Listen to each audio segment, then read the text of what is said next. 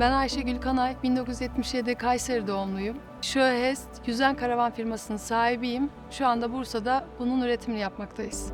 Eğitim hayatım çok uzun değildi. Endüstri Meslek Lisesi elektronik bölümünü bitirdikten sonra uçak bakım merkezi olan Hava İkmal'de uçak teknisyeni olarak 12 sene çalıştım. Arkasından Norveç serüvenim var. Halihazırda hala Norveç'te yaşıyorum.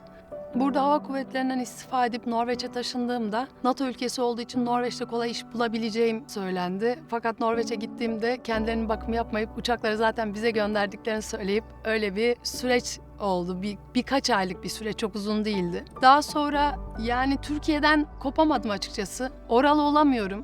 Hiç kimsenin de olduğunu düşünmüyorum. Çok saygı duyuyorum, çok seviyorum. Bütün kurallarına çok saygı duyuyorum ama buralıyım. Burada bir şey üretip satmak başından beri en çok istediğim şeydi. Meyve sebze ticareti, ihracatı yaptım Finlandiya'ya. Arkasından otomotiv sektörüne girdim. Bir 15 senelik karoseri firmam vardı. Yaptırdığım minibüsleri, otobüsleri, VIP araçları Türkiye'de, Bursa'da yaptırıp bunları İskandinav ülkelerinde satıyordum. Sektörün biraz sekteye uğraması, daha sonrasında pandemi gibi sorunlar yüzünden alternatif arayıp ama tabii popüler olan fakat kimsenin yapmadığı bir şeyi yapmak istedim. Çok aklıma yattı, çok yapılabilir geldi. Avrupa'daki doğayı düşününce, Norveç'i düşününce, doğanın ve gölün birbirinden ayrılmayacağını düşününce böyle bir işe başladık. 1,5 yıl süren bir Ar-Ge çalışmasının sonunda, çok zor geçen bir Ar-Ge çalışmasının sonunda başardık. Yani bunu gururla söylüyorum. Çok mütevazı olmayacağım. Bu 1,5 yıl belki 6 aya düşerdi ama bu kadar kaliteli bir şey çıkmayacaktı. Yaşadığımız bu 1,5 yılın sonunda çok da güzel bir ürün yaptık, başardık. Şimdi üretime başladık. Buradan devam ediyoruz. Ben karavan yapacağım diye başladım. Ama yaptığım karavanın, yani Türkiye'de siz de biliyorsunuz, herkes karavan yapabiliyor. İşte yaptığım iş nedeniyle karavan yapmak çok da kolay gibi görünüyordu benim için. Ama herkesin yaptığı bir şeyi yapıp pazara öyle girmek çok mantıklı gelmedi açıkçası. Bunu işte Almanya'da yapan bir firma vardı. Fakat daha sığ planlanmış bir karavandı. Bunu geliştirebilir miyim diye düşündüm. Şunu söylemek istiyorum, bu işe başlarken en büyük destekçim bunun monoblok fiberini yapan arkadaşlarımdı. Onlar sen bunu tasarla, düşün, yani biz bunu bir şekilde senin için halledeceğiz dediler. Onların verdiği cesaret de bana güç verdi. Sonra ortağımla beraber bunun çalışmasını yapmaya başladık. Defalarca denedik, haftalarca içine su koyduk, bekledik, söktük, tekrar yaptık, vazgeçtik. Bir hafta karavanı görmek istemedik, tekrar döndük. Yani çok zor geçti. Hatta bundan 2 ay öncesinde en büyük destekçilerim, bunu da söylemek istiyorum, çocuklarım oldu. Oğluma şunu söyledim, yapamayacağım artık dedim. Yani dayanamıyorum, bırakacağım, ben her şeyi bırakacağım ve Norveç'e dönüyorum dedim. Bana sakin ol dedi. Bırakacağın yerde değilsin. Bitti artık. Onun verdiği hep bir örnek vardır. İşte tıkalı hortumun, işte tazikle o noktadasın dedi. Bitti artık, sakin ol. Tekrar başlıyorsunuz. Kızım 10 yaşında ama yani başaracaksın anne, yapacaksın anne. Türkiye'de kadın olarak her şeyi yapmak çok zor zaten. Yolda yürümek dahi çok zor. Biriyle konuşmak çok zor. Konuştuğunuz kelimelere dikkat edeceksiniz. Bu işi yapmak biraz daha zordu. Her şeyi geçin yani 15 yıllık bir tecrübem var. 15 yıllık bir sektörde tanınmışlığım ve tanıdığım insanlar var. Çok büyük destekleri var. Ama bunun yanında şöyle bir şey var. Kadınsınız ve anlamazsınız olgusu var yani. Herkesin bu düşüncesi var. Böyle düşünüyorlar. Ama anlıyorum.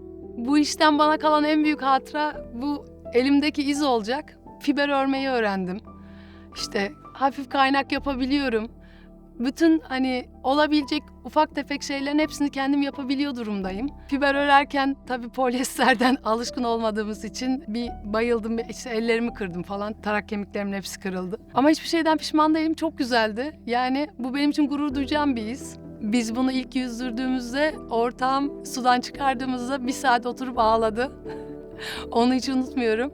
Şundan da adım kadar eminim, o zorlu süreçlerin hepsini daha sonra böyle gülerek çok mutlu hatırlayacağız. Sadece zordu, geçti. Şu anda çok mutluyuz, çok gururluyuz. Norveç'te iş yapmakla Türkiye'de iş yapmak arasında dağlar kadar fark var.